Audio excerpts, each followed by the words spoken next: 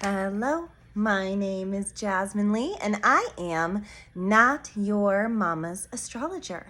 Welcome to the week. We're starting a little mid-afternoon Monday because I'm also going to be talking about the coming Monday. Because it's important. It's a really important astrological day. And so I kind of, not a lot, nothing crazy is going on today. So I kind of wanted to pick up with what all is happening for more towards the end of the week. There's nothing really crazy going on for the beginning of the week. You're welcome. Nothing that isn't unfamiliar territory to us. A lot of the big things we've talked about are still going on. We're in the proverbial stew of it. And, the thing about 2025 is it is a big astrological year. There is so much change. There are so many big planets changing signs. And so, all of the work that we're doing feels like big and crazy. And so these little few days of respite, always where we're just integrating a lot of this big energy, I feel like it is very important to stay grounded, to stay clear, to stay focused on yourself, to take deep breaths, and to just enjoy sometimes a few days with no cookie to master, no homework or treadmill or stairmaster to climb. It can feel grindy maybe a little bit. I know that personally about myself, we're finishing up a Virgo moon. So when the moon is in Virgo, it's hard for me because a Virgo moon is very exacting. It's very get shit done. And if you don't, it's like your freaking mom when she is standing at the doorway of your bedroom and she wants you to do something and she's just standing there with that mom stare. I don't know if you guys know this stare. I know it really well from my childhood. That's like Virgo moon to me. And so I have working like guilt and shame over never accomplishing enough. And under a Virgo moon, it always feels completely highlighted.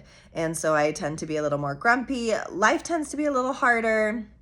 My kiddo had a tummy ache, was up most of the night. So I was up most of the night, started a new camp with children. So it was work, a little bit of time for me. This week though, what we're gonna be experiencing, now the moon is moving into Libra. We like this very much since me and myself and I am a Libra.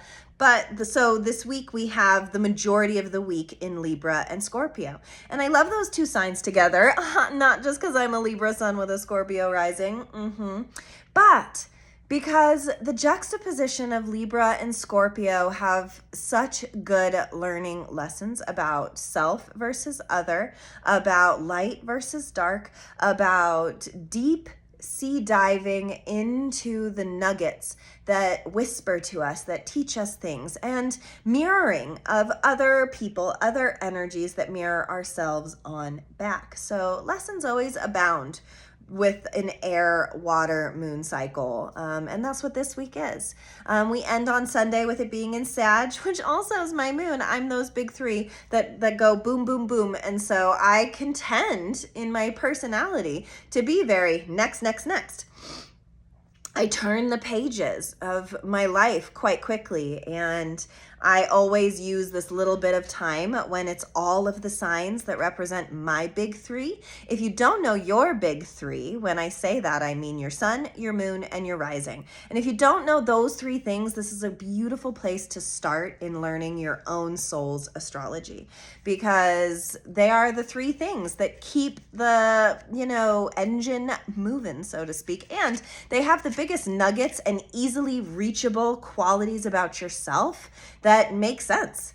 My big three are Libra, Scorpio, Sagittarius, and that's the moon cycles we're about to go through. So, for me, that's very empowering. For me, I'm in energy that I'm comfortable with. I'm in energy that I work with a lot.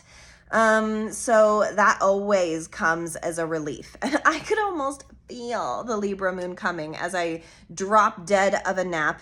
Maybe another reason why you're getting this podcast a little late, if I'm being honest. And it's easier for me to take deeper breaths because of the recognizability of this work. Sometimes when we're in uncharted territory, for me, a Virgo moon, very uncharted territory, great homework for you guys to do for yourselves is to always track where the moon is in the sky. Because if you know, and soon, the paying attention always brings information. That is so important. And it's why I love astrology, because it's always where we put our attention to. So if you start paying attention to the moon, paying attention to what sign it's in, eventually you're going to start to see, oh, when it is, fill in the moon. Here, when it is a Cancer moon, when it is a Virgo moon, when it is a Capricorn moon, I struggle. Then it's really good for your own soul planning to not force yourself into situations that are going to enhance that feeling when it is that moon. To me, it's just life planning. As a woman, it's like planning for your period. You know, I get super grumpy the day before my period. So I know that if I have to do a lot of shit the day before my period, not only will I suffer, but those around me too will suffer. Yeah, my period's more unquantifiable these days, you know, as we bridge over into these 40s that I'm in now. But the moon is not. The moon is predictable. The moon is always in a certain sign. And so paying attention to it is a deep recommendation of mine so that you can pay attention to the vibes. So I survived the Virgo moon. I'm so proud of me. How did it feel for you? So as a little bit of practice, think about how you felt the last 2 days over the weekend. What was your weekend like? Did you feel like you had to work really hard? Did you feel like you wanted to work really hard? Did you get the bug in you to like clean some surfaces? Did you make some beds? Did you do some laundry? Were you able to be of service? These are the things of Virgo. They master our health, our routines, our medicines, our animals, our perfectionism is deeply rooted in Virgo. So if that is tough energy for you, maybe the weekend wasn't as cozy as maybe you had wanted it to be. For me, that's how I feel. So those are the moons. So see how you're feeling over the next 2 days in this Libra moon. Libra is always wanting to be a bridge. Libra is friendly. Libra is social. Libra is air. Maybe communications are going to be easier over the next few days. And then, you know, maybe you'll feel that transition into Scorpio where you're feeling a little more intense, because Scorpio gets made fun of a lot for being intense, because they are. They're sassy little bitches who have a level of intensity that some people don't enjoy. So maybe you will love it, maybe you won't. Key into it and see how you're feeling. And then as Sunday, as the moon rolls into Sag, pay attention to how that is. That's fire, that's social, but it's more social in terms of wanting to learn something, wanting to get your mind out there, wanting to travel, wanting to go somewhere. So maybe Sunday you'll get the bug to really want to go somewhere. Pay attention to these things. I will say like that Libra Scorpio axis on the 4th of July definitely gives me some, if you're someone who celebrates that, someone who has a lot of family obligations, I do on that day, pay attention and see what's going on. This is one of the many tips and tricks for understanding yourself better through the sky, specifically the moon. So that's that. And what I want to say about this week is Venus is making like big dick moves, you guys. Like, I know she's super fembot and we love her for it, but this energy is big. It's working through a lot. Venus has been on quite the journey. When she was retrograde, it was very hard because all of our relationship structures and how we were relating and our coworkers and our friendships and our family ships could feel the pinch of the struggle against wanting something new. So now Venus is in this really deep integration time and she's making big moves because she is positively aspecting so many planets right now. She is coming conjunct, which is right next to Uranus, which is the planet of big righteous change. She is a thunderstorm right now, you guys. And can you smell the rain? Can you smell the moment before it hits? Because they are going to be super conjunct this weekend at the very last degree of Taurus. And that's kind of important because it takes Venus a hot minute to get all the way around and to meet at the last degree that way is very rare. And Uranus is fixing to leave the sign of Taurus that it has been in for the last 8 years. So thinking about what has changed for you since 2018, what are the big motions that have sometimes felt like a big old push, sometimes felt like a handhold through something new and uncharted. We're at the end of whatever that was. We're completing something in Taurus, and Venus is here to take Uranus's hand and say, here's the way. I love that visual for me, because Venus is also making positive aspects with Saturn, with Pluto. The gang's all here. She is working with our life lessons. She's working with our transformation. She is guiding us, because the only way we can make the right changes is if we are attuned to our heart center, is if we are attuned to our next chapter. Our next chapters don't come when we're not ready. And if they do come when we're not ready, then those next chapters can feel incredibly, staggeringly painful and hard and put us in a sticky situation. So while we're ending the week with a big change, bada bing, bada boom, fireworks indeed, says the 4th of July, and illegal fireworks. And why do we do that? I live in a place where fires are rampant. They make me nervous. Can we do fireworks on the new year, please? And then like just water sports for July? That would be great. Anyway, stepping off my platform there. There is a big explosion in the sky happening that is saying we are finishing something here.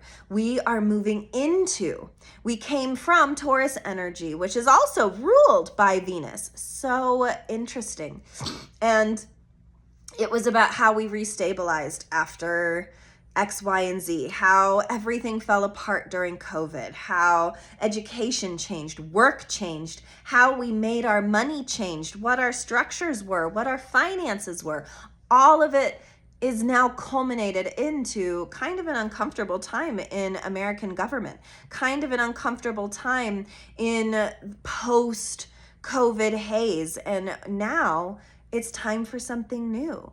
And as Uranus is very bravely stepping into Gemini on Monday, Sunday, Venus and Uranus meet up in the sky, and Venus goes first. She says, hey, listen, I'll go check out this Gemini vibe and I'll let you know what I'm seeing. And when I get there, you can come join me again. And I think that there's something really beautiful about that, that Venus crosses over before Uranus does, because Venus makes nice what isn't always tidy. And Uranus is a big game changer. And so when it changes signs from an earth sign, from really changing our structures in this way, and moves into Gemini, now our minds need to follow. Gemini is ruled by Mercury. It is about our thoughts, our communications, what we're teaching, what we're saying, what we're preaching needs to change. And sometimes change can be very, very scary. Sometimes change can feel like a blow over the head, but also sometimes change can be the plot twist we're waiting for. It can be the exit, the release valve that changes the way that we view how we feel full. And if we're not saying the things, if we don't start communicating different, thinking different, then we're going to run ourselves into the ground, because as humans, as evolutionary beings, we're here to change, and we're here to grow, and we're here to work together, and we're here to communicate. I don't know what you beautiful souls out there believe in, spiritually or otherwise, but I think we can all agree that some of the point of life is to be fully here on this earth thinking. And if we were given these beautiful brains to think, and that, weird fact that we all learned in elementary school, that we're all only using 10% of our brains, well, Uranus comes into Gemini and opens the windows, the shutters, the doors, the heaviness that has been shrouded over us as a result of tradition, as a result of old ways, as a result of old mind think, as a result of the patriarchy. And if we can start taking down those curtains, then oh, what light can shine in the crevices of our brains that we have not had access to. And once we start accessing parts of ourselves, and this can be a personal journey. This doesn't have to be the big bad government. This doesn't have to be America. This doesn't have to be the world. It can just start with you, because most changes start with a collective that chooses to individually change first. And then the rest follows. What is that movie? Field of Dreams. If you build it, he will come. Who is it? Who's coming? I don't know, but I want to dress up in a dress with pockets if someone's coming. If the extraterrestrials are coming, I want a welcome wagon. I have chocolate for them. I have conversations to have. But what if that happened? How crazy would that be? And it's one of those limitless vibes where when Uranus is transitioning into Gemini and big things are changing in our mindset and in our communications, who knows? We don't have to know, and that's the beautiful thing. I'm saying something very broad spectrum. We don't need to know the how to know that it's going to move us. And so, if you already know that this is happening and you start moving yourself first, then the momentum of Uranus doesn't hurt so much because we stepped on the treadmill, okay? She's just turning it up a little bit. And Venus is there saying, yo, there's a way for this to work. There's a way for any change. There's a way for any big life event that happens to you to be productive, beautiful, soul-changing, and connecting. We make the choice every day with whatever is going on in our world, whether we are choosing to plug in or check out.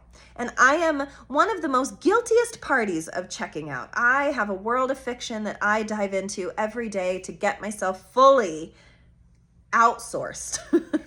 And that's what I need sometimes. But I also know that I am here in this world. I was born here and made here to talk to you, to talk to everybody, to be present and communicative and open and curious and honest, because to me, that is the way that change gets welcomed into my front door. I welcome it. And I am someone who, as a young person, was very afraid of these things, was someone who was very afraid of being abandoned, very afraid of being left alone, very afraid of being lost, both physically and proverbially. I was afraid of all of these things. And then all of those things happened to me. And I lost so many things. And I got stuck in a place where I couldn't see the forest for the trees. And now that there is some mist clearing up the fogginess inside, that it's turning to rain, that it's turning to irrigation inside me, I'm trying to find a new place and comfortability with how fast and righteous everything is changing right now. Everything feels warp speed. I don't know if that feels that way to you. That we're even halfway through 2025 is blowing my mind right now, which begs the question, and is your homework cookie for the week, what is your relationship to time? What is your relationship to keeping a schedule? What is your relationship to your memories? So, what is your relationship to time? What is your relationship to keeping a schedule? And what is your relationship to your memories? Because these all have something to do with each other. And the main theme oftentimes is control. We created time to control our environment. But what if the notion of time was just a notion in the first place and time became something completely different within your personal body? We would start viewing our work shifts different. We'd start viewing our coffee dates different, our young people growing up different, if time wasn't the thing that owned us. And so, all of those things into consideration, they will warp our memories, our relationship to these things. And so as time starts moving faster, as I have a sense it will with Uranus going into Gemini, holy smokes, to me that's a time warp of thought. It is a ginormous change in the way that we have had to consider what it is to be humans on this planet. And I love this for us. It's scary all the time. Big change is scary, but we're no strangers to it anymore, are we, my dudes? Because we have been going through all of these big planet sign changes, and this one's a big one too. But what gives me hope and comfort and safety is that Venus is right there with it saying, come with me, because the worst thing that can happen is we get cracked wide open. And I know that that's not fun sometimes. I know walking around defenseless, walking around exposed, walking around vulnerable can feel so scary, and it can feel so hard. It's like when you've believed something your entire life and someone comes and blows that out of the water. Like, what is the Bermuda Triangle doing? We were taught to be like really kind of stressed out about the Bermuda Triangle, and I haven't heard shit about it for a while. That's going to be my Google Quest tonight, obviously. But it's things like that, things that when we were young mattered so much, or things that we stopped to think about a lot. Stop, drop, and roll was a really big concept in my childhood. Have I ever had to stop, drop, and in fact roll? I haven't.